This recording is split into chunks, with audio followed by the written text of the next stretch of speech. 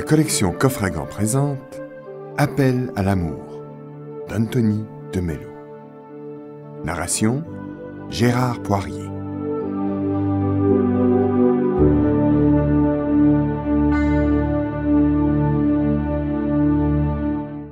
Introduction.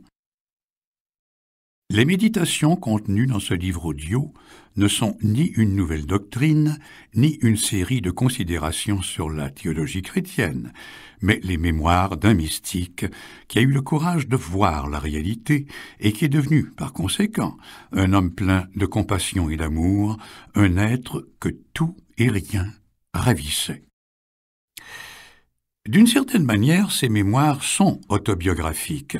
Ils racontent le chemin difficile qu'a dû parcourir Anthony de Mello à la fin de sa vie pour se dépouiller de tout système de croyance, de toute idéologie, formule ou dépendance, et naître ainsi à la vie, à l'amour, à la liberté, à la solitude. Ces mémoires traitent essentiellement de l'amour et des obstacles à l'amour, attachement, désir, cupidité. En un mot, il parle des conditionnements et des moyens de s'en libérer pour arriver à voir et à aimer. Ces méditations sont un outil puissant qui vous aidera à vous échapper de la prison de vos conditionnements et à vous libérer de toutes les formules qui vous empêchent de voir la réalité. Grâce à elles, vous verrez mieux que pour atteindre la vérité, il nous faut un cœur qui sache se dépouiller de son programme et de ses intérêts personnels, un cœur qui n'ait rien à protéger ou à convoiter, un cœur libre et sans peur. Dans ces textes, Anthony de Mello remet en question bien des idées reçues du genre impossible d'aimer si on ne se sent pas profondément aimé, et il multiplie les déclarations énigmatiques. On ne peut aimer que lorsqu'on est seul. L'amour est. L'amour n'a pas d'objet, etc. C'est de cette façon qu'il nous aide à entrevoir le mystère qu'est l'amour. Je ne m'attends pas à ce que tous les auditeurs partagent ces idées. Il est possible que certains ne veuillent pas voir ce qu'il leur montre du doigt. Anthony le savait bien, nombreux sont ceux qui préfèrent à la liberté les murs de leur prison, et plusieurs sont prêts à s'accommoder d'une simple amélioration de leurs conditions de détention. Mais il espérait que quelques-uns auraient le courage de briser leurs chaînes et de regarder la réalité en face et de se laisser transformer par ce qu'ils auraient vu.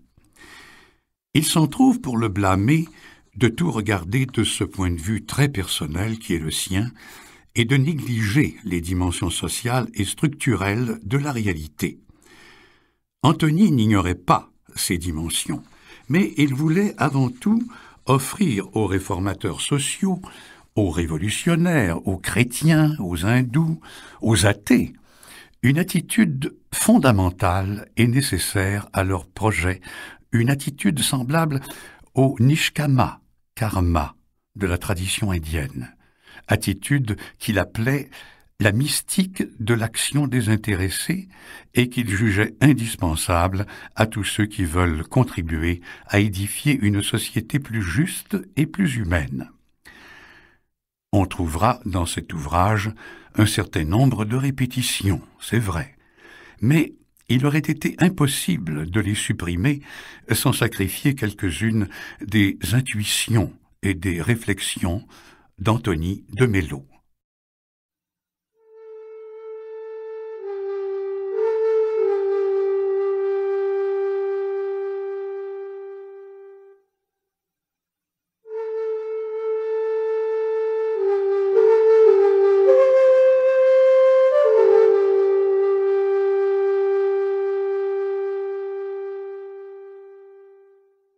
Première méditation. Pensez à la nature du sentiment que vous ressentez lorsque quelqu'un fait votre éloge, quand on vous approuve, vous accepte, vous applaudit. et comparez ce sentiment avec celui qui surgit en vous au spectacle du lever ou du coucher du soleil, ou de la nature en général, ou à la lecture d'un livre, ou lorsque vous regardez un film que vous appréciez sans réserve. Goûtez ce sentiment et comparez-le au premier, c'est-à-dire à celui suscité par la louange. Le premier sentiment, vous le constatez, naît de l'auto-glorification, de l'auto-promotion. C'est un sentiment terrestre. Le second vient de l'accomplissement, de la plénitude, c'est un sentiment de l'âme. Une autre comparaison. Pensez à ce que vous ressentez quand vous réussissez quelque chose, quand vous arrivez à vos fins, quand vous atteignez un sommet, quand vous gagnez, que ce soit au jeu ou lors d'un pari ou quand vous l'emportez dans une discussion. Comparez maintenant ce sentiment avec celui ressenti lorsque vous appréciez vraiment votre travail, lorsque vous êtes absorbé par votre tâche. Vous remarquerez ici encore la différence qualitative entre le sentiment terrestre et le sentiment de l'âme. Ce n'est pas tout. Pensez à ce que vous ressentez lorsque vous aviez un quelconque pouvoir, lorsque vous étiez le chef, lorsque vos subordonnés vous respectaient, attendaient vos ordres, ou lorsque vous étiez populaire. Comparez ce sentiment terrestre avec le sentiment d'intimité, de camaraderie ressenti lorsque vous êtes en compagnie d'un ami ou avec un groupe dont vous partagez la joie et les rires. Cela étant fait, essayez de comprendre la véritable nature des sentiments terrestres, c'est-à-dire les sentiments d'autopromotion et d'autoglorification. Ils ne sont pas naturels. Ils ont été inventés par notre société et notre culture, afin de rendre les êtres humains productifs et contrôlables. Ces sentiments ne fournissent pas la nourriture et le bonheur que procure la contemplation de la nature, le plaisir de la compagnie d'amis ou le travail. Ils sont destinés à produire des sensations, une exaltation et un sentiment de vide. Observez-vous à présent pendant une journée ou une semaine et pensez ensuite à toutes vos actions, à tous vos travaux qui sont pollués par le désir de ressentir ces sentiments et cette exaltation qui ne produisent qu'un sentiment de vide, un désir d'attirer l'attention, de recueillir l'approbation, la gloire, la popularité, le succès ou le pouvoir. Regardez ensuite les gens qui vous entourent. En voyez-vous un seul qui soit épargné par ces sentiments terrestres? Un seul d'entre eux qui ne soit pas sous leur contrôle, qui ne les désire pas ardemment, qui ne passe pas chaque minute de son existence active à les rechercher, que ce soit consciemment ou inconsciemment. Lorsque vous verrez cela, vous comprendrez que les gens essaient de gagner le monde et que, dans cette entreprise, ils perdent leur âme, car leur vie est vide et sans âme. Voici une parabole sur laquelle méditer. Des touristes sont assis dans un car traversant une contrée somptueusement belle, lacs et montagnes, vertes étendues, rivières. Mais les volets du car sont baissés et n'ont pas la moindre idée du paysage qui défile de chaque côté des vitres. Et toute la durée de leur voyage se passe en chamaillerie afin de décider qui disposera de la meilleure place dans le car, qui sera applaudi, qui aura les honneurs. Et ils continuent ainsi jusqu'à la fin du voyage.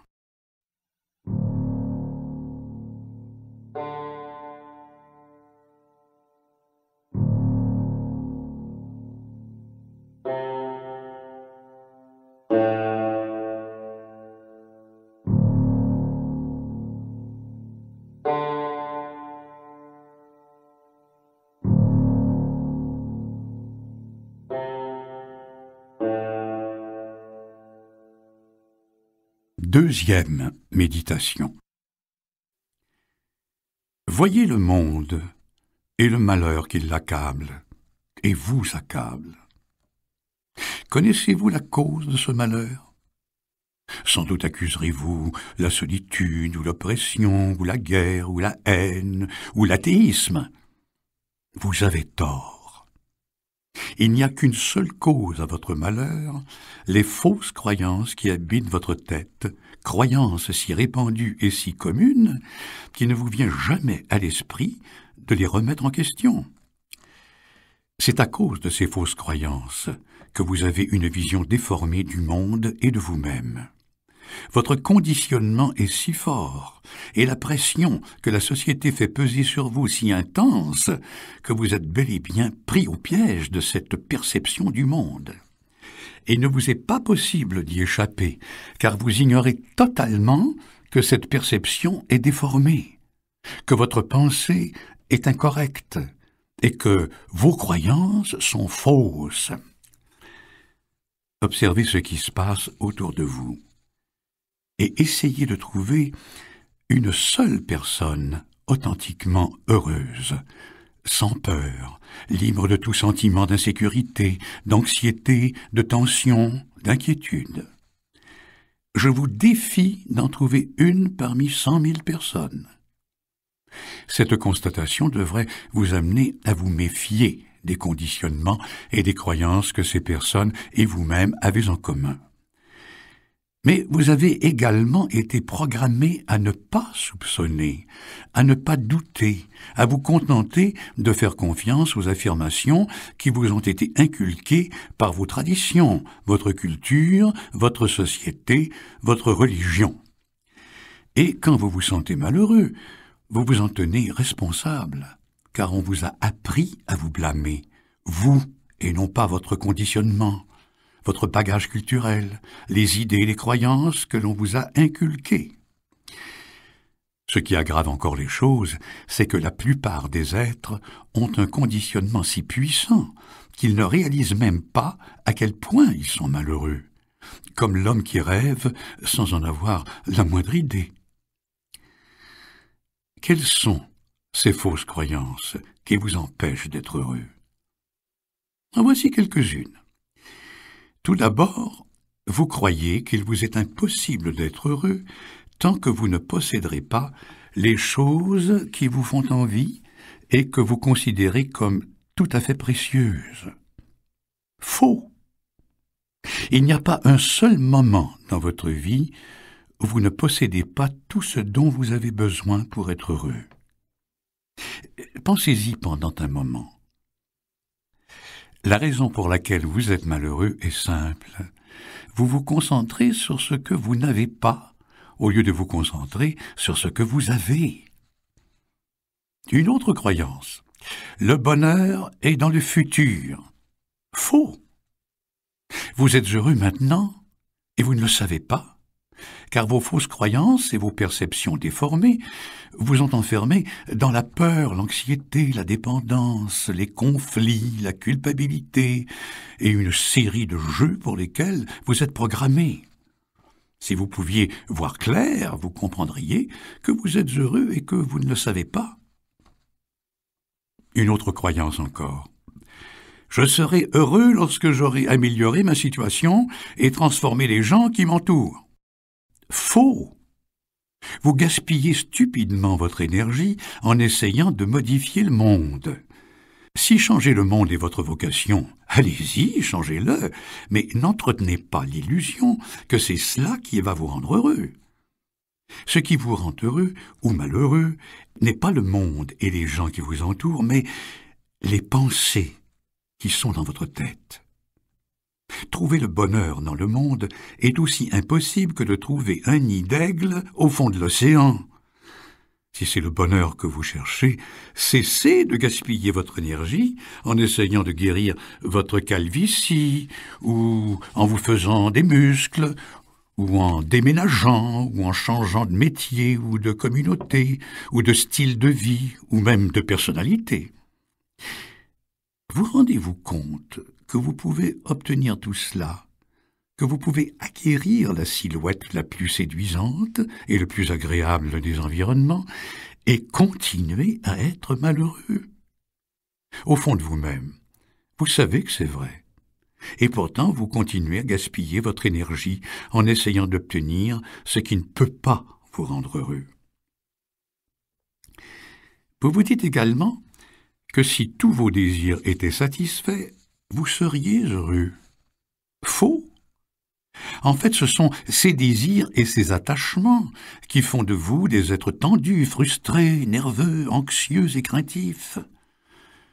Faites une liste de toutes vos dépendances et de tous vos désirs, et à chacun d'entre eux, dites ces mots. Au fond de mon cœur, je sais que même lorsque je t'aurai, je ne serai pas plus heureux. Réfléchissez à la vérité de ces paroles. L'accomplissement du désir peut, tout au plus, apporter des éclairs de plaisir et une sorte d'exaltation. Ne vous méprenez pas, il ne s'agit pas de bonheur. Mais qu'est-ce que le bonheur? Très peu de gens le savent, car le bonheur ne peut pas être décrit. Peut-on décrire la lumière à des gens qui sont restés toute leur vie dans l'obscurité? Peut-on décrire la réalité à quelqu'un qui vit dans le rêve? Comprenez de quoi est faite cette obscurité, et elle disparaîtra. Vous saurez alors ce qu'est la lumière. Comprenez de quoi est fait votre cauchemar, et il cessera. Vous vous éveillerez alors à la réalité. Comprenez vos fausses croyances, et elles s'évanouiront. Vous connaîtrez alors le goût du bonheur. Puisque les êtres veulent si désespérément le bonheur, pourquoi n'essaient-ils pas de comprendre en quoi consistent leurs fausses croyances? Tout d'abord, parce qu'il ne leur vient jamais à l'esprit de les reconnaître comme fausses, ou même de les considérer comme des croyances. Ils ont été programmés avec un tel soin qu'ils les voient comme des faits, comme la réalité. Ensuite, parce qu'ils ont peur de perdre le seul monde qu'ils connaissent, celui des désirs, des attachements, des pressions sociales, des tensions, des ambitions, des inquiétudes, de la culpabilité et des éclairs de plaisir et d'exaltation que ces choses leur apportent. Pensez à quelqu'un qui a peur de sortir d'un cauchemar, parce que, après tout, c'est le seul monde qu'il connaît. Vous aurez alors une image de vous-même et de ceux qui vous entourent.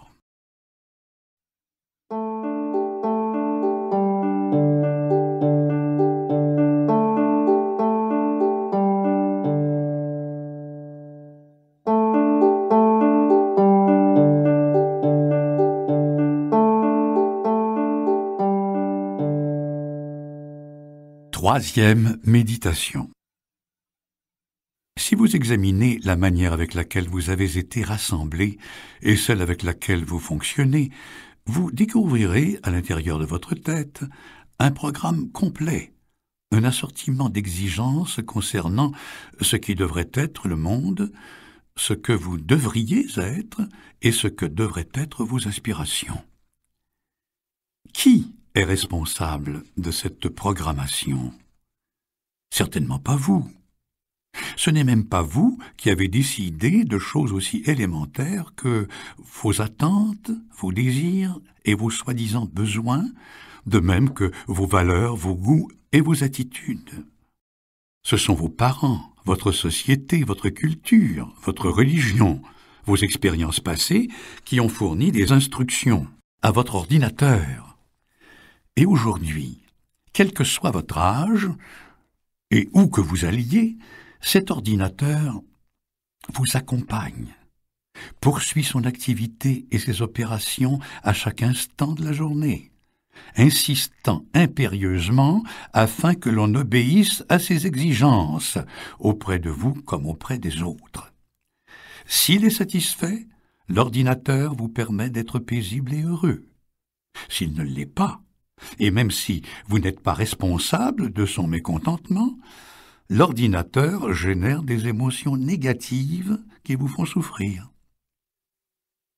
Lorsque ceux qui vous entourent ne répondent pas à ces exigences, votre ordinateur vous tourmente à l'aide de frustration, de colère ou d'amertume. Lorsque les événements ne sont pas sous votre contrôle ou que l'avenir semble incertain, votre ordinateur s'évertue à vous faire ressentir anxiété, tension et inquiétude. Vous gaspillez alors énormément d'énergie afin de combattre ces émotions négatives. Et vous vous battez généralement en consacrant une plus grande énergie encore au réaménagement du monde extérieur afin de satisfaire aux exigences de votre ordinateur. Si ce but est atteint, vous êtes récompensé par une aune de paix précaire. Précaire car à tout moment, une vétille, un train en retard, un magnétophone qui ne fonctionne pas, une lettre qui n'arrive pas et d'autres bagatelles de ce genre entre en contradiction avec la programmation de votre ordinateur et ce dernier exige que vous soyez de nouveau en colère. C'est ainsi que votre existence devient misérable, car vous êtes constamment à la merci des événements et des gens qui vous entourent, essayant désespérément de faire en sorte qu'ils se conforment aux exigences de votre ordinateur afin de jouir de la seule paix qu'il vous autorise, un répit éphémère dans le courant de vos émotions négatives, une sorte de récompense courtoise fournie par votre ordinateur et votre programmation. Pouvez-vous sortir de cette impasse? Certainement. Il vous sera certes impossible de changer immédiatement votre programmation. Peut-être même ne le pourrez-vous jamais. Mais cela n'est pas nécessaire. Essayez plutôt ceci. Supposons que vous vous trouviez dans une situation ou en compagnie d'une personne qui vous est désagréable et que vous vous efforcez d'ordinaire d'éviter. Observez à présent l'activité instinctive de votre ordinateur. Voyez comme il insiste afin que vous évitiez cette situation ou que vous tentiez de la changer. Si vous ne bronchez pas et refusez de le faire, voyez comme il s'efforce de vous faire ressentir irritation, anxiété, culpabilité ou quelque autre émotion négative. Continuez à examiner cette situation ou cette personne désagréable. Ne cessez de l'examiner que lorsque vous vous rendrez compte que ce ne sont pas elles qui provoquent vos émotions négatives. Elles vont leur propre chemin. Ce sont des entités séparées et qui font leur travail, juste ou injuste, bon ou mauvais. C'est votre ordinateur qui, grâce à sa programmation, tient absolument à ce que vous réagissiez négativement. Vous comprendrez cela plus clairement lorsque vous découvrirez qu'une personne possédant une programmation différente réagit, elle, avec le plus grand calme, ou même avec gaieté, lorsqu'elle affronte la même situation ou la même personne que vous. Ne cessez d'observer que lorsque vous aurez saisi cette vérité, la seule raison pour laquelle vous ne réagissez pas avec calme et gaieté, c'est que votre ordinateur exige avec entêtement que la réalité soit remodelée afin de devenir conforme à sa programmation. Observez tout cela de l'extérieur, et vous verrez le changement prodigieux qui s'accomplira en vous-même. Lorsque vous aurez compris cette vérité et mis fin ainsi à la fabrication d'émotions négatives de votre ordinateur, vous pourrez entreprendre n'importe quelle action que vous considérez comme adéquate. Vous pourrez éviter la situation ou la personne. Vous pourrez tenter de les transformer. Vous pourrez exiger que vos droits ou ceux des autres soient respectés. Vous pourrez même recourir à la force. Mais seulement après vous être débarrassé de vos problèmes émotionnels, car vos actions jailliront alors de la paix et de l'amour, non du désir névrotique d'apaiser votre ordinateur ou de vous conformer à sa programmation ou de vous débarrasser des émotions négatives qu'elle génère. Vous comprendrez alors la profondeur de la sagesse de ces mots. Si un homme veut te faire un procès pour ta chemise, laisse-lui aussi bien ton manteau. Si un homme te requiert pour une course d'1 mille, fais-en 2 avec lui. Car il vous sera devenu évident que la véritable oppression ne vient pas des gens qui vous traînent en cours ou des autorités qui vous soumettent à un travail d'esclave, mais de votre ordinateur, dont la programmation détruit votre sérénité dès le moment où des circonstances extérieures ne sont pas conformes à ses exigences. On sait que les gens peuvent être heureux partout, et même dans l'atmosphère oppressante d'un camp de concentration. C'est de l'oppression que votre ordinateur fait peser sur vous, dont vous devez vous libérer. Alors seulement vous éprouverez cette liberté intérieure d'où seule peut naître une révolution sociale, car cette émotion puissante est cette révolte qui monte en vous à la vue des injustices sociales et vous pousse à l'action, ont leur origine dans la réalité, non dans votre programmation ou dans votre ego.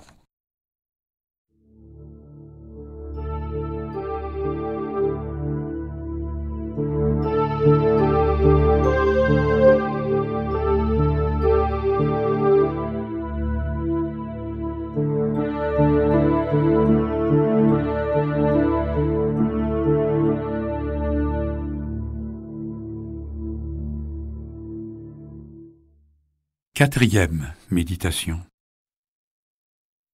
N'avez-vous jamais été frappé par le fait que vous avez été programmé pour être malheureux et que, quoi que vous fassiez pour être heureux, vous êtes condamné à échouer dans cette tentative? C'est comme si vous demandiez à votre ordinateur de vous donner des vers de Shakespeare alors que vous l'avez programmé pour vous fournir des équations mathématiques. La première chose dont vous avez besoin pour atteindre au bonheur n'est pas le courage, la bonne volonté ou des aspirations sérieuses. C'est avant tout une notion claire de la manière avec laquelle vous avez été programmé. Voici ce qui est arrivé. Votre société et votre culture vous ont appris à croire que vous ne pouviez être heureux en étant privé de certaines personnes et de certaines possessions. Regardez autour de vous. Partout, les gens ont construit leur vie sur la conviction, jamais remise en question, que sans la possession de certaines choses, argent, pouvoir, réussite, approbation, bonne réputation, amour, amitié, spiritualité, Dieu, ils ne peuvent être heureux. Quelle est votre combinaison personnelle? Une fois ces croyances assimilées, vous développez tout naturellement un désir pour une personne ou une chose qui, selon vous, est nécessaire à votre bonheur. Ensuite, vous consacrez tous vos efforts à l'appropriation de cette personne ou de cette chose précieuse, pour vous y accrocher dès que vous l'avez obtenue ou pour lutter contre les risques de la perdre. Tout cela finit par vous plonger dans une dépendance émotionnelle si pitoyable que l'objet de votre attachement a le pouvoir de vous transporter de joie quand vous le possédez, de vous rendre anxieux lorsque vous avez peur d'en être privé et misérable lorsque vous le perdez. Réfléchissez à cela pendant quelques minutes et contemplez avec horreur la liste interminable des attachements dont vous êtes devenu le prisonnier. Pensez aux choses concrètes et aux personnes, non aux abstractions. Une fois que la dépendance vous tient en son pouvoir, vous commencez à faire des pieds et des mains à chaque instant de votre existence pour remodeler le monde autour de vous, de manière à obtenir et à conserver l'objet ou les objets de votre attachement. C'est une tâche épuisante qui vous laisse très peu d'énergie pour vivre et profiter pleinement de l'existence. C'est de plus une tâche promise à l'échec dans cet univers en constante mutation et absolument impossible à maîtriser. Ainsi, au lieu de mener une vie sereine et pleine, vous êtes condamné à une vie de frustration, d'anxiété, d'inquiétude, d'incertitude et de tension. Oh, il arrive bien sûr que, pendant de fugaces instants, le monde cède à vos efforts et se remodèle pour s'adapter à vos désirs. Alors vous êtes fugitivement heureux. Ou plutôt, vous connaissez un éclair de plaisir qui n'a rien à voir avec le bonheur, car il est accompagné de la peur sous-jacente de perdre soudain le contrôle des gens et des choses que vous avez si péniblement gagnés, ce qui ne manque jamais d'arriver tôt ou tard. Il convient également de réfléchir à ceci. Chaque fois que vous êtes anxieux ou effrayé, c'est soit parce que vous craignez de perdre l'objet de votre attachement, soit parce que vous avez peur de ne pas l'obtenir. Chaque fois que vous êtes jaloux, n'est-ce pas parce que quelqu'un risque de filer avec l'objet de votre attachement? Et presque toutes vos colères ne sont-elles pas provoquées parce qu'on vous empêche d'atteindre cet objet? Voyez comme vous devenez paranoïaque lorsque l'objet de votre attachement est menacé. Vous n'arrivez plus à penser objectivement. Votre vision tout entière est déformée. Et chaque fois que vous vous ennuyez, n'est-ce pas parce que vous n'avez pas obtenu une quantité suffisante de ce qui peut, selon vous, vous rendre heureux, ou d'une chose ou d'un être auquel vous êtes attaché? Et lorsque vous vous sentez déprimé et misérable, la cause n'en est-elle pas évidente? La vie ne vous apporte pas ce qui vous paraît indispensable à votre bonheur. Presque toutes vos émotions négatives sont la conséquence directe d'une dépendance. Vous êtes donc accablé par le poids de vos attachements. Et vous luttez désespérément pour atteindre le bonheur en vous cramponnant à ce fardeau. Cette notion même est absurde. Ce qui est tragique, c'est que c'est la seule méthode que l'on a apprise aux êtres humains pour atteindre le bonheur. Méthode garantie pour provoquer l'anxiété, le désappointement et le chagrin. Très peu d'êtres ont entendu cette vérité. On n'a besoin que d'une seule chose pour être authentiquement heureux, se déprogrammer, se débarrasser de ses dépendances. Lorsque les êtres trébuchent sur cette évidence, ils sont terrifiés à l'idée de la souffrance dans laquelle les plongera la perte de leurs attachements. Pourtant, le processus de détachement n'est pas douloureux. Bien au contraire, se débarrasser de ces attachements est une tâche tout à fait agréable lorsque l'instrument dont on se sert n'est pas le pouvoir de la volonté ou de la renonciation, mais une vision claire. Tout ce dont vous avez besoin est d'ouvrir les yeux et de comprendre que vous n'avez absolument pas besoin de l'objet de votre attachement, que vous avez été programmé, conditionné à penser que vous ne pouvez être heureux ou ne pouvez tout simplement pas vivre sans une chose ou une personne en particulier. Vous rappelez-vous votre désespoir? Et comme vous étiez convaincu que vous ne pourriez plus jamais être heureux, le jour où vous avez perdu quelqu'un ou quelque chose que vous considériez comme précieux, qu'est-il arrivé ensuite? Le temps a passé, et vous avez fini par vous sentir très bien, n'est-il pas vrai? Cela n'aurait-il pas dû vous mettre en garde contre la fausseté de vos croyances, contre le mauvais tour que votre esprit programmé vous avait joué? Un attachement n'est pas un fait, c'est une croyance, un fantasme né d'une programmation. Si ce fantasme n'existe pas dans votre tête, vous ne connaîtrez pas l'attachement. Vous aimerez les choses et les personnes et vous jouirez entièrement de leur présence. Sans croyance, vous en jouirez sur une base où l'attachement ne joue aucun rôle. En fait, y a-t-il une meilleure manière de jouir de quelque chose? Passez maintenant en revue tous vos attachements. Et à chaque personne ou à chaque chose qui vous vient à l'esprit, dites « Je ne te suis pas réellement attaché. Je m'aveugle tout simplement moi-même parce que j'ai la conviction que si je ne te possédais pas, je serais malheureux. » Dites-vous cela honnêtement et voyez le changement qui se passe à l'intérieur de vous-même. Je ne te suis pas réellement attaché. Je me suis tout simplement menti à moi-même en me persuadant que sans toi, je ne serais pas heureux.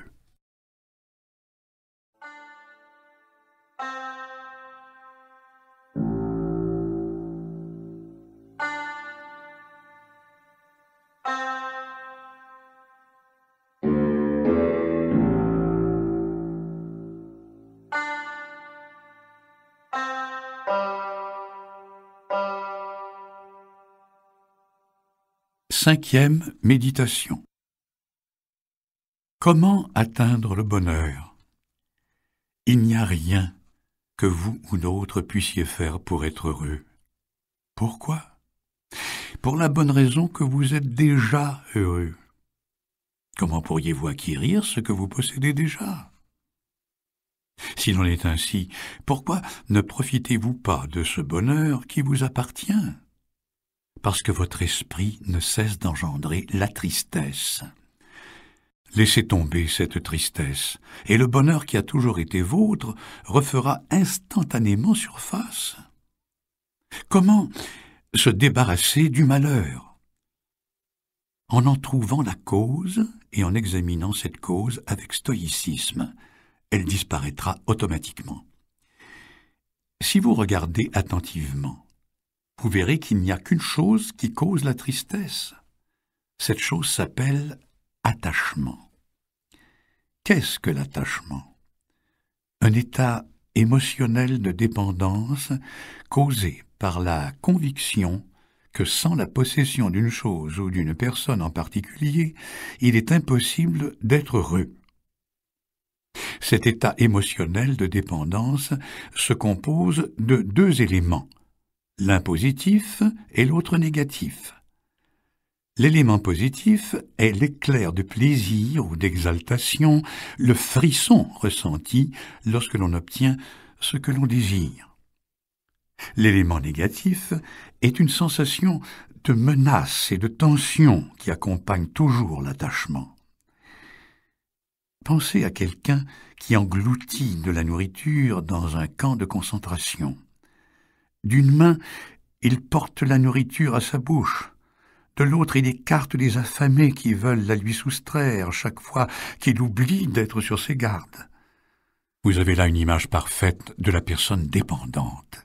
C'est la nature même de la dépendance qui vous rend vulnérable à l'agitation émotionnelle et qui menace constamment de détruire votre sérénité.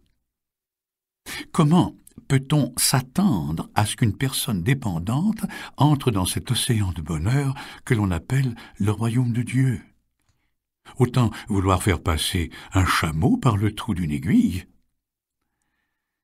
Ce qui est tragique dans la dépendance, c'est qu'elle est cause de tristesse lorsque l'objet de l'attachement reste hors de portée et qu'elle ne donne pas le bonheur lorsque l'objet est obtenu. On ne ressent alors qu'un éclair de plaisir bientôt suivi d'inquiétude.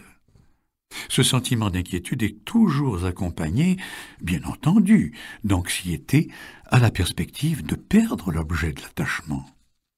On se dit: ne me serait-il pas possible de garder au moins un de mes attachements? Bien sûr, vous pouvez en garder autant que vous voudrez, mais vous paierez le prix pour chacun d'entre eux, et ce prix consistera en perte de bonheur. Pensez à ceci. La nature de l'attachement est telle que même si vous arrivez à satisfaire la plupart de vos attachements dans le courant d'une journée, ceux qui ne le seront pas vous plongeront dans le marasme et vous rendront malheureux. Il est impossible de gagner la bataille de l'attachement. Croire que l'on peut trouver un attachement sans tristesse équivaut à croire qu'on peut trouver de l'eau sans terrain humide. Personne n'a jamais trouvé une formule pour conserver l'objet de son attachement sans combat, anxiété, peur et, tôt ou tard, échec. Il n'y a qu'un moyen de gagner la bataille de l'attachement, s'en débarrasser. Contrairement à la croyance populaire, se débarrasser de ses attachements est facile. La seule chose à faire, c'est de voir réellement les vérités suivantes. Première vérité. Vous vous accrochez à une fausse croyance, à la conviction que sans cette chose ou cette personne en particulier, vous ne pouvez pas être heureux. Prenez vos attachements un à un et voyez la fausseté de cette croyance. Votre cœur opposera peut-être une certaine résistance, mais au moment où vous verrez, vous constaterez, dans le domaine émotionnel, un résultat immédiat. C'est à ce moment précis que la dépendance perdra son emprise. Deuxième vérité. Si vous jouissez tout simplement des choses en refusant de vous cramponner à elles, c'est-à-dire en refusant de vous accrocher à cette fausse croyance consistant à vous dire que vous ne pouvez être heureux sans elle, vous vous épargnerez toutes les luttes et les tensions émotionnelles ressenties lorsqu'on veut les protéger et les garder pour soi tout seul. Avez-vous déjà pensé que vous pouvez conserver tous vos objets d'attachement sans renoncer à aucun d'entre eux et en jouir encore plus sur cette base où l'attachement ne joue aucun rôle parce que vous êtes alors en paix, détendu et jamais menacé dans votre jouissance? Troisième et dernière vérité, si vous apprenez à jouir du parfum d'un millier de fleurs, vous n'aurez pas à vous accrocher à l'une d'entre elles et ne souffrirez pas de ne pas l'obtenir. Si vous avez un millier de plats favoris, la perte de l'un d'eux passera inaperçue et laissera votre bonheur intact. Mais ce sont précisément vos attachements qui vous empêchent d'ouvrir l'éventail de vos goûts pour les êtres et les choses. Aucun attachement ne peut survivre à la lumière de ces vérités. Mais pour être efficace, la lumière doit briller sans interruption. Les attachements ne peuvent s'épanouir que dans l'obscurité de l'illusion. Ce n'est pas parce qu'il est mauvais que l'homme riche n'entrera pas dans le royaume de la joie, c'est parce qu'il a choisi d'être aveugle.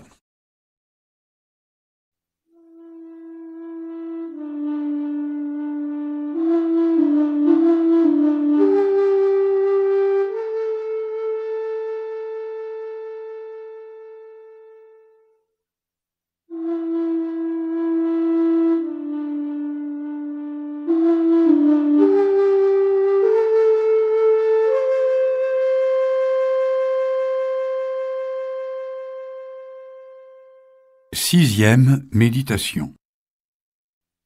Voici une des erreurs que la plupart des gens commettent dans leurs relations avec les autres.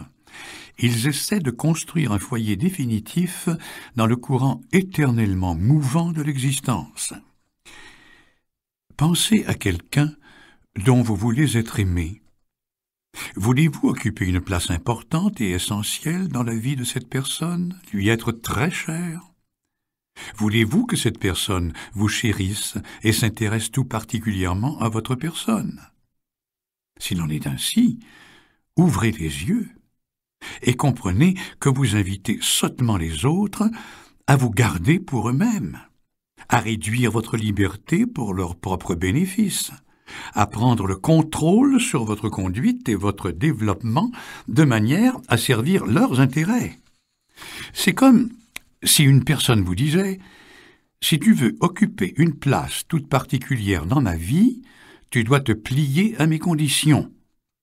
Dès que tu cesseras de répondre à mes attentes, tu cesseras d'occuper cette place. » Vous voulez occuper une place toute particulière, n'est-ce pas? Alors le prix à payer sera la perte de votre liberté. Vous devrez danser sur la musique de cette personne, comme vous demandez aux êtres qui veulent occuper une place particulière dans votre existence de danser pour vous. Demandez-vous à présent si cela vaut le coup de payer un tel prix pour un si piètre résultat. Imaginez que vous dites à la personne dont vous souhaitez être aimé « Laisse-moi la liberté d'être moi-même, d'avoir mes propres pensées, de vivre selon mes goûts, de suivre mes inclinations, de me conduire comme je l'entends. » Au moment même où vous prononcerez ces paroles, vous vous rendrez compte que ce que vous demandez est impossible. Vouloir occuper une place toute particulière dans la vie de quelqu'un signifie essentiellement que l'on doit s'appliquer à plaire à cette personne.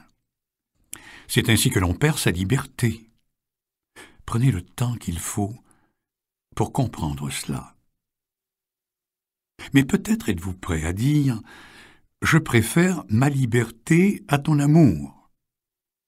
Si vous aviez le choix entre vivre en prison avec quelqu'un et parcourir le monde tout seul, que choisiriez-vous? Alors dites à cette personne « Je te laisse libre d'être toi-même, d'avoir tes propres pensées, de vivre selon tes goûts, de suivre tes inclinations, de te conduire comme tu l'entends. » Au moment où vous prononcerez ces paroles, vous observerez deux choses. Soit votre cœur leur résiste et vous apparaissez alors comme l'exploiteur dépendant que vous êtes, ce qui veut dire que le moment est venu de remettre en question vos fausses croyances qui consistent à croire que vous ne pouvez vivre et être heureux sans cette personne. Soit votre cœur accepte que vous les prononciez avec sincérité et à cet instant précis, tout désir de prendre le contrôle, de manipuler, d'exploiter, de posséder, toute jalousie disparaît. Je te laisse libre d'être toi-même, d'avoir tes propres pensées, de vivre selon tes goûts, de suivre tes inclinations, de te conduire comme tu l'entends. Et vous remarquerez alors ceci. La personne cessera automatiquement d'occuper une place particulière, une place importante dans votre vie. Et son importance deviendra celle d'un coucher de soleil ou d'une symphonie, qui sont beaux en eux-mêmes, comme un arbre est unique par sa nature même, et non à cause du fruit ou de l'ombre qu'il peut offrir. Votre bien-aimé ou votre bien-aimé, cessera d'appartenir à une seule personne. Il ou elle appartiendra à tous et à chacun, comme l'arbre et le coucher de soleil. Essayez maintenant de redire ces mots. Je te laisse libre d'être toi-même, etc. En les prononçant, vous vous libérez vous-même. Vous êtes maintenant prêt à aimer. Lorsque vous vous accrochez, ce que vous offrez à l'autre n'est pas l'amour, mais un lien qui vous enchaîne l'un à l'autre. L'amour n'existe que dans la liberté. L'amoureux véritable recherche le bien de la personne aimée qui requiert avant toute chose sa liberté.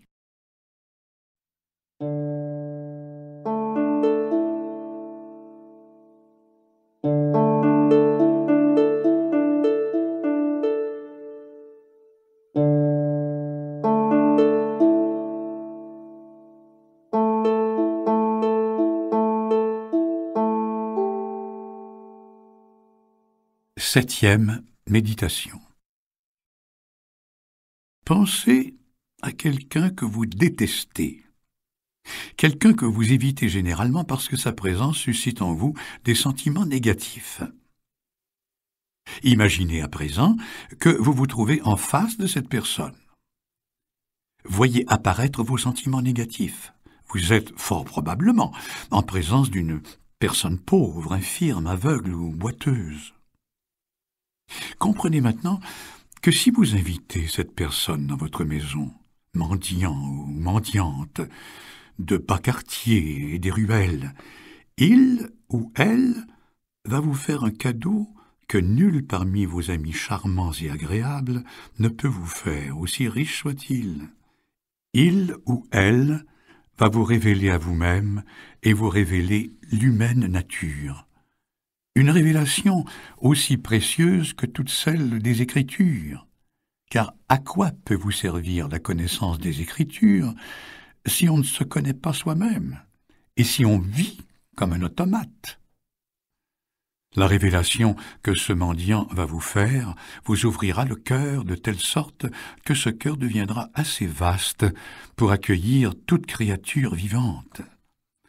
Existe-t-il un don plus précieux que celui-là?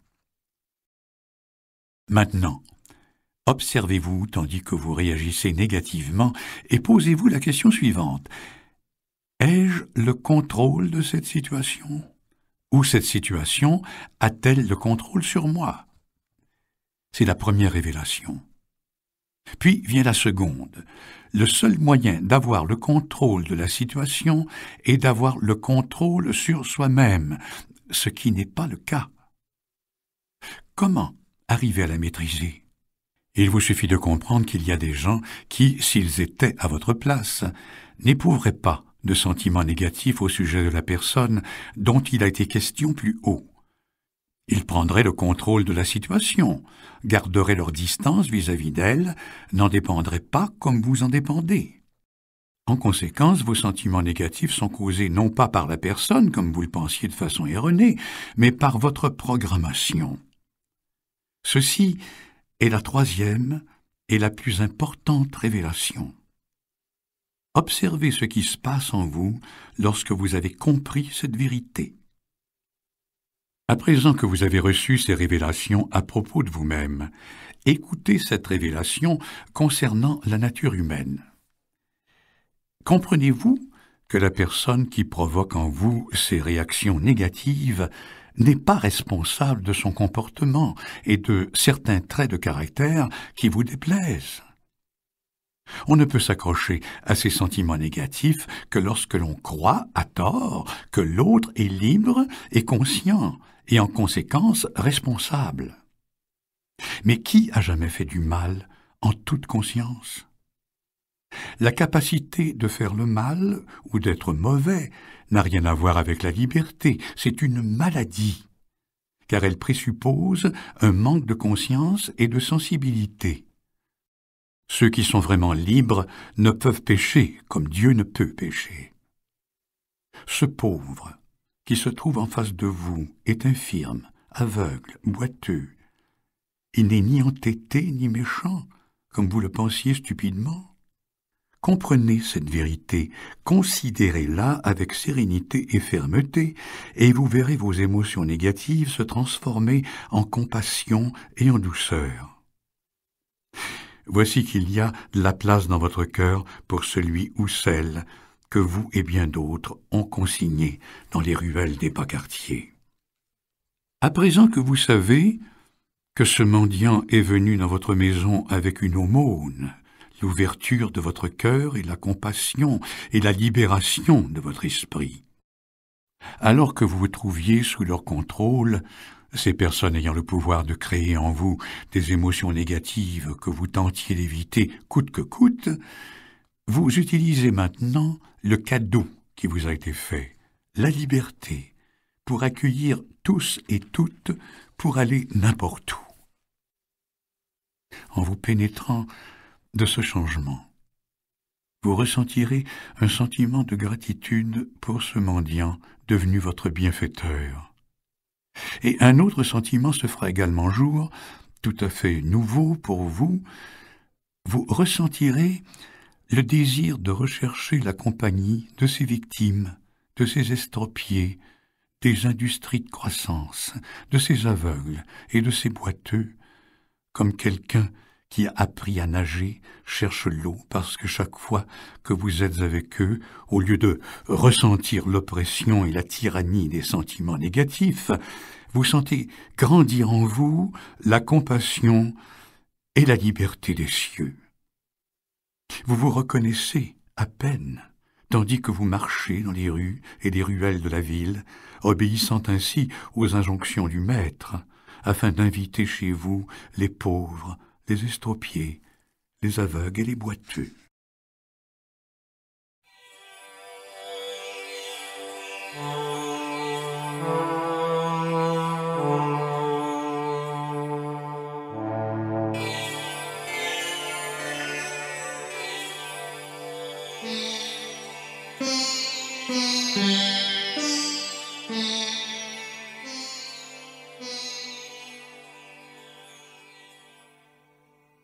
8e méditation. On dit que l'amour est aveugle. Est-ce vrai? En fait, il n'existe rien sur cette terre qui soit aussi clairvoyant que l'amour. Un sentiment aveugle ne s'appelle pas amour, mais attachement. L'attachement est un état de dépendance provenant d'une fausse conviction, celle qui consiste à croire que quelque chose ou quelqu'un est indispensable au bonheur d'un être. Avez-vous un ou des attachements, personnes ou possessions sans lesquelles vous croyez qu'il vous est impossible de vivre heureux? Faites une liste de ces attachements. Nous étudierons ensuite de quelle manière ils vous rendent aveugle. Prenons un politicien qui s'est persuadé lui-même qu'il ne peut être heureux sans posséder le pouvoir. Cette quête va avilir sa sensibilité envers le reste du monde. Il n'a presque plus de temps à consacrer à sa famille et à ses amis. Tous ceux qui l'entourent sont soudainement perçus soit comme un soutien, soit comme une menace pour ses ambitions. Il se conduit d'ailleurs avec eux en fonction de ces facteurs. Quant aux êtres qui ne constituent ni soutien ni menace, il ne les voit même pas. Si, en plus de cette soif de pouvoir, il a une dépendance pour l'argent ou pour le sexe, par exemple, le pauvre homme devient si sélectif dans ses perceptions que l'on pourrait presque dire qu'il est devenu aveugle. Tout le monde voit cela, excepté lui-même. Il se trouve dans les conditions idéales pour rejeter le Messie, pour rejeter la vérité, la beauté, la bonté. Il est devenu aveugle. Imaginez à présent que vous écoutez un orchestre dont les percussions sont si fortes qu'elles couvrent tous les autres instruments. On ne peut savourer une symphonie que si l'on est en mesure d'écouter tous les instruments de l'orchestre. De même, pour entrer dans cet état que l'on appelle l'amour, il faut être sensible au caractère unique et à la beauté des choses et des personnes dont on est entouré. Il est difficile d'aimer ce que l'on ne voit pas. Et si l'on ne voit que quelques êtres, et cela à l'exclusion de tous les autres, on ne peut appeler cela l'amour, car l'amour n'exclut personne. Il embrasse tout l'univers. Il écoute la symphonie comme un tout, pas comme une collection d'instruments jouant séparément. Réfléchissez un moment à vos dépendances. Vous constaterez qu'elle dessèche votre symphonie de la vie comme la soif de pouvoir du politicien et l'attachement à l'argent de l'homme d'affaires sclérose leur mélodie de la vie. On peut aussi considérer les choses de cette manière. Il existe une quantité phénoménale d'informations qui se déversent sans arrêt de l'extérieur pour couler dans nos sens, nos tissus et nos organes. Seule une petite partie de ces informations atteint notre esprit conscient. Comparons ce phénomène à l'énorme quantité d'informations envoyées au président d'une nation. Seule une petite fraction de ce matériel arrive finalement jusqu'à lui. Un employé est en charge de la sélection et de l'envoi de ces informations au bureau du président. Qui va décider dans tout ce matériel affluent du vaste monde ce qui doit parvenir à votre esprit conscient? 3 filtres essentiels: vos attachements, vos croyances, vos peurs. Vos attachements. Il est inévitable que vous évaluiez ce qui les favorise et les menace et ne jetiez qu'un œil aveugle vers le reste. Le reste ne vous intéresse pas plus que les activités où l'argent ne joue aucun rôle n'intéresse l'homme d'affaires. Vos croyances. Observez un fanatique qui ne voit que ce qui confirme ses croyances et se ferme à tout ce qui les menace, et vous comprendrez le mal que vos croyances vous font. Vos peurs. Si on vous annonçait que l'on va vous exécuter dans 1 semaine, cela vous obligerait sans aucun doute à vous concentrer sur cette réalité à l'exclusion de tout autre. C'est ce que la peur provoque. Elle rive irrésistiblement l'attention sur une chose à l'exclusion des autres. Vous vous trompez si vous croyez que vos peurs vous protègent, que vos croyances vous prêtent une personnalité et que vos attachements vous offrent une vie exaltante et à l'abri de l'insécurité. Vous ne voyez pas l'écran dressé entre vous et la symphonie de la vie. Il est tout à fait impossible, bien entendu, d'être pleinement conscient de chaque note composant la symphonie de la vie. Mais lorsque votre esprit cessera d'être obstrué et que vos sens s'ouvriront, vous commencerez à percevoir les choses telles qu'elles sont réellement. Vous serez alors en interaction avec la réalité, transporté de joie devant l'harmonie de l'univers. Vous comprendrez ce que Dieu représente, car vous comprendrez enfin ce que c'est que l'amour. Résumons-nous. Vous considérez les choses et les gens non comme ils sont, mais en fonction de ce que vous attendez d'eux. Si vous souhaitez les voir tels qu'ils sont, vous devez examiner vos attachements et les peurs que ces derniers génèrent. Pour une simple bonne raison, lorsque vous contemplez votre existence, ce sont ces attachements et ces peurs qui décident de ce que vous voyez et de ce que vous excluez. Tout ce que vous remarquez exige votre attention, car dans la mesure où votre regard a été sélectif, vous avez une version mensongère et illusoire des choses et des gens qui vous entourent.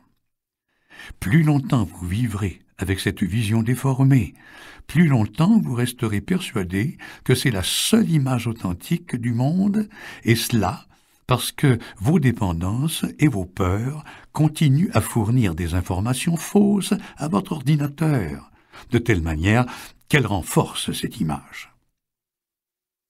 Ce qui est à la base de vos croyances est une vision fixe et sclérosée d'une réalité qui n'est ni fixe ni immobile, mais au contraire, en constant mouvement et mutation. Ce n'est plus le monde réel que vous aimez et avec lequel vous êtes en interaction, mais celui que vous avez créé dans votre tête. Ce n'est qu'en vous débarrassant de vos croyances, de vos peurs et de vos dépendances que vous vous libérerez de l'insensibilité qui vous rend si sourd et aveugle à vous-même et au monde.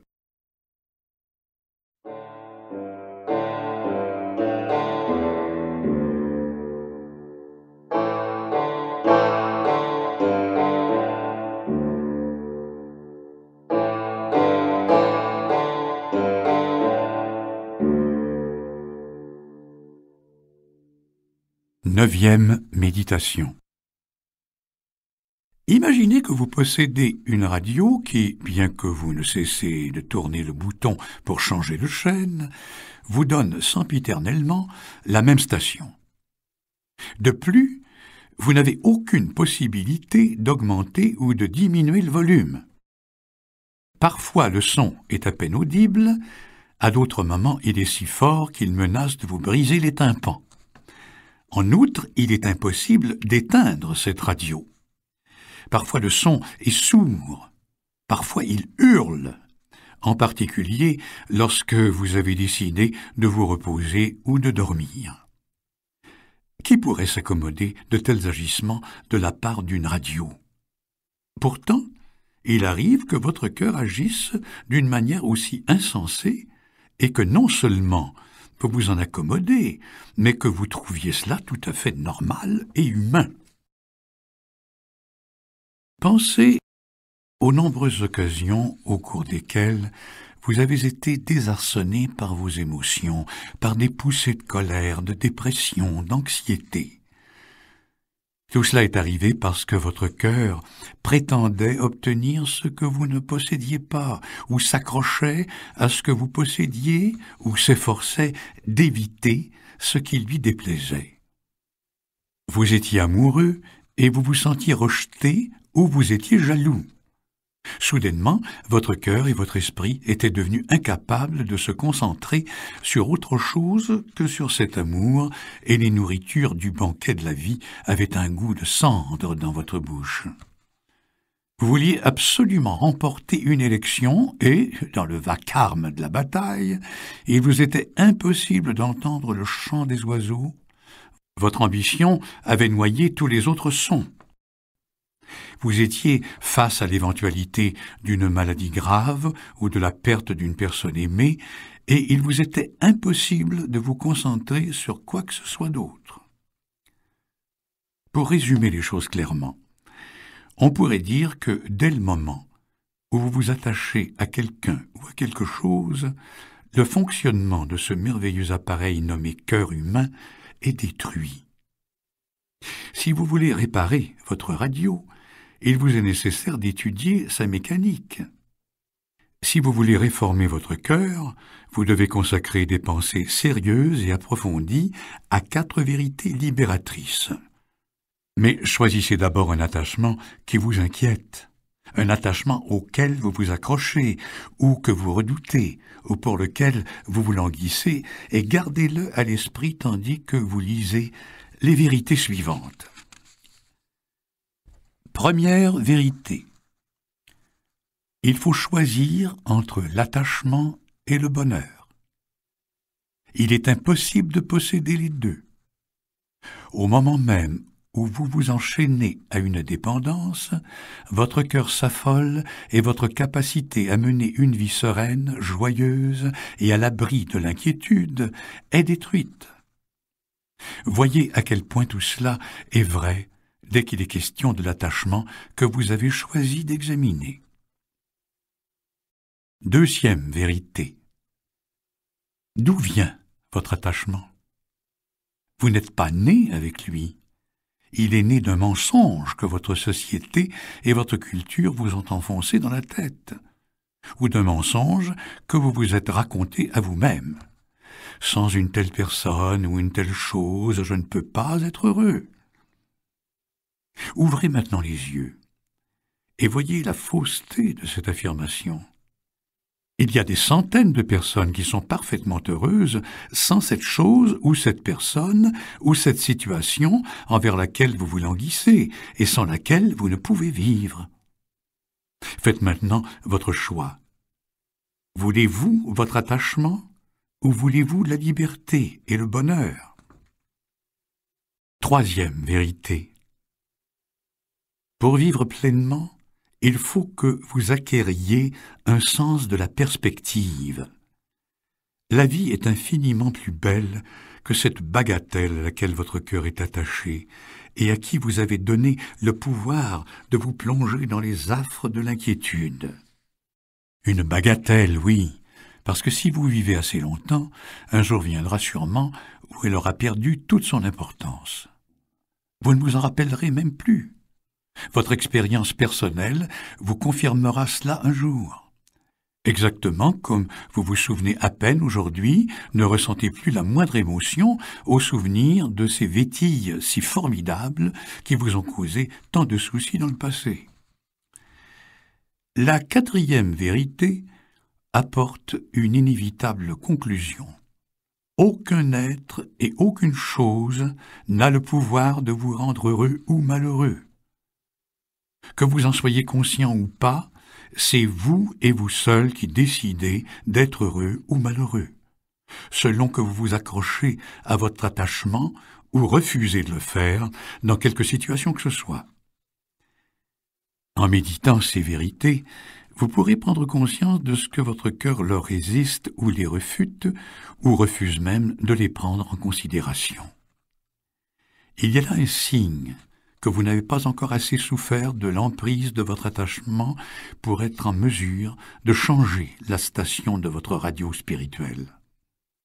Même si votre cœur n'offre aucune résistance à ces vérités, réjouissez-vous. Le repentir, le remodelage du cœur a commencé, et le royaume de Dieu, la vie insouciante des enfants, est enfin à votre portée. Vous êtes sur le point de l'atteindre et d'en prendre possession.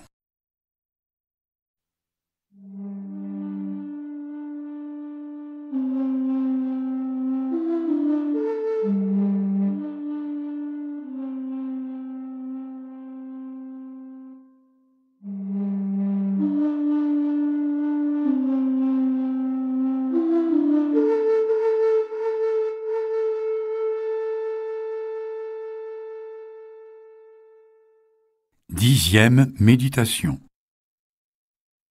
Vous êtes dans une salle de concert, bercée par les accords de la plus suave des musiques, lorsque vous vous rappelez que vous avez oublié de verrouiller les portières de votre voiture.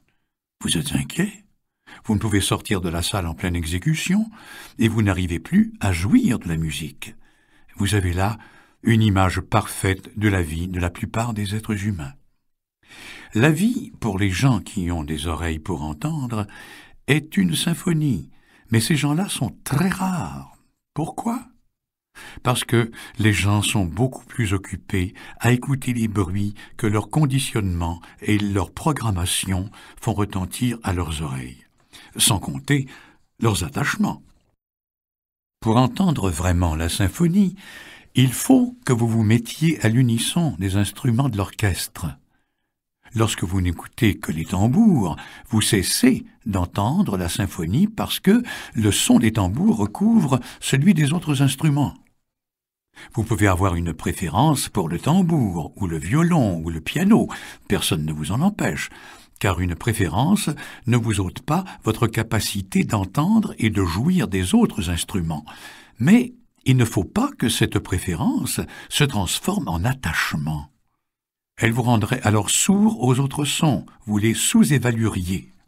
Et d'une certaine manière, elle vous rendrait également sourd à cet instrument-là aussi, car vous lui prêteriez une valeur exagérée par rapport aux autres instruments de l'orchestre. Observez à présent une personne ou une chose auquel vous êtes attaché, un être ou une chose auquel vous avez donné le pouvoir de vous rendre heureux ou malheureux. Dans la mesure où vous vous êtes mobilisé entièrement pour conquérir cette chose ou cette personne, ou vous faites tout pour la garder, ou vous ne voulez qu'elle à l'exclusion de tout le reste. Voyez combien cette obsession vous prive de votre sensibilité vis-à-vis du reste du monde. Vous vous êtes endurci. Ayez le courage de reconnaître à quel point vous vous aveuglez, et comme vous êtes rempli de parti pris lorsque vous êtes en présence de l'objet de votre attachement. Lorsque vous constaterez que tout cela est vrai, vous aurez le désir de vous débarrasser de vos attachements. Le problème est de savoir comment. La renonciation et la fuite ne sont d'aucune utilité, car effacer une fois de plus le son du tambour vous rendra dur et insensible, à tel point que, malgré vous, vous vous concentrerez uniquement sur lui. Ce dont vous avez besoin n'est pas de renoncer, mais de comprendre, de prendre conscience. Si vos attachements vous ont apporté souffrance et chagrin, ces derniers vous aideront à comprendre. Si au moins une fois dans votre vie, vous avez savouré le goût suave de la liberté et les délices d'une vie sans attachement, ces moments-là vous aideront également. Écoutez les autres instruments de l'orchestre. Ils vous viendront également en aide. Mais il n'existe pas de substitut à la conscience qui puisse vous montrer la perte subie lorsque vous êtes obsédé par le tambour et faites la sourde oreille aux autres instruments. Le jour où votre attachement pour le tambour disparaîtra, vous ne direz plus à votre ami ou à votre amie « Comme tu m'as rendu heureux », car en disant cela, vous flattez son ego et faites en sorte qu'il ou elle veuille continuer à vous plaire. En outre, vous vous donnez l'illusion que votre bonheur dépend de votre ami. Dites-lui plutôt « Quand nous nous sommes rencontrés, le bonheur est apparu », ce qui empêchera le bonheur d'être contaminé par vos deux égos. Aucun de vous ne pourra le mettre à son actif. Et cela vous permettra de vous séparer l'un de l'autre et des moments que vos rencontres ont créés sans déchirement, puisqu'il n'y aura pas eu d'attachement. Car ce ne sont pas vos présences respectives qui vous ont comblé, mais la symphonie qui s'est fait entendre à chacune de vos rencontres. Et lorsque vous irez vers une autre situation, une autre personne, un autre travail, vous le ferez sans fardeau émotionnel. Vous découvrirez, pour votre plus grand plaisir, que dans cette situation nouvelle, la symphonie se fait entendre de nouveau et qu'elle joue une nouvelle mélodie. Vous êtes prêt à cheminer tout au long de votre existence, passant d'un moment à l'autre, totalement absorbé par le présent, emportant avec vous si peu de choses du passé que votre esprit pourrait passer par le trou d'une aiguille, aussi peu distrait par le souci du futur que les oiseaux dans le ciel et les fleurs des champs. Vous n'êtes plus attaché à rien ni à personne, car vous avez conçu un goût pour la symphonie de la vie. Vous aimez la vie avec l'attachement passionné de votre cœur, de votre âme, de votre esprit tout entier et de toutes vos forces. Vous voyagez sans bagage, aussi libre que l'oiseau vivant dans l'éternel aujourd'hui.